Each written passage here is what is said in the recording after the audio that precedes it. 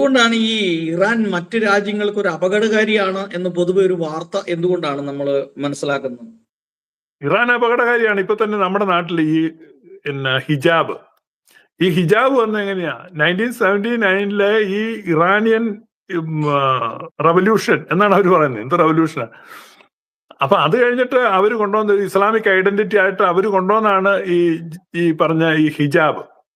നമ്മുടെ ഇന്ത്യയിൽ പോലും ഹിജാബ് വിവാദം കർണാടകയിലൊക്കെ എന്തൊരു വലിയ വിവാദമായിരുന്നു. അപ്പൊ ഹിജാബ് അതിനെ തുടർന്നാണ് ഈ പർദായും നമ്മുടെ നാട്ടിൽ ഇപ്പം വ്യാപകമായിട്ടുണ്ട്. അപ്പൊ ലോക ജനത്തെ സാംസ്കാരികമായിട്ട് പിന്നോട്ട് നടത്തിക്കുക, സാംസ്കാരികമായിട്ട് പുറകോട്ട് നടത്തിക്കുക.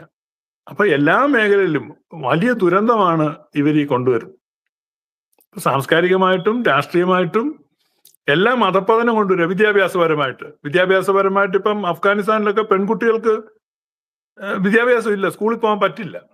10 വയസ്സിനകം കല്യാണം നടത്തിക്കൊള്ളുന്ന താലിബാൻ ഓർഡർ ചെയ്തു. ഇതെന്തൊരു മതമാണ് ഇത്? ചിന്തിക്ക്. 10 വയസ്സിൽ കളിപ്പാട്ടമായിട്ട് കളിച്ചുകൊണ്ടിരിക്കുന്ന പിള്ളേരാണ്.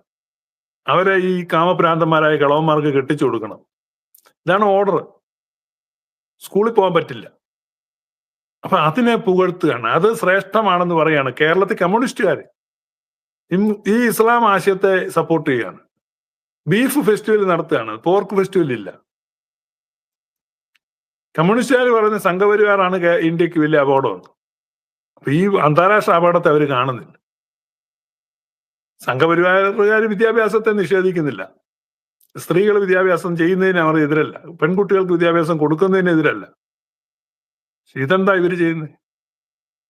അപ്പൊ എത്രമാത്രം അപകടകരമാണ്, എത്രമാത്രം പിന്തിരിപ്പൻ ആശയമാണിത്. അപ്പൊ അതിനെ അപലപിക്കണ്ടേ, അതിനെ എതിർക്കണ്ടേ? ഇതൊരു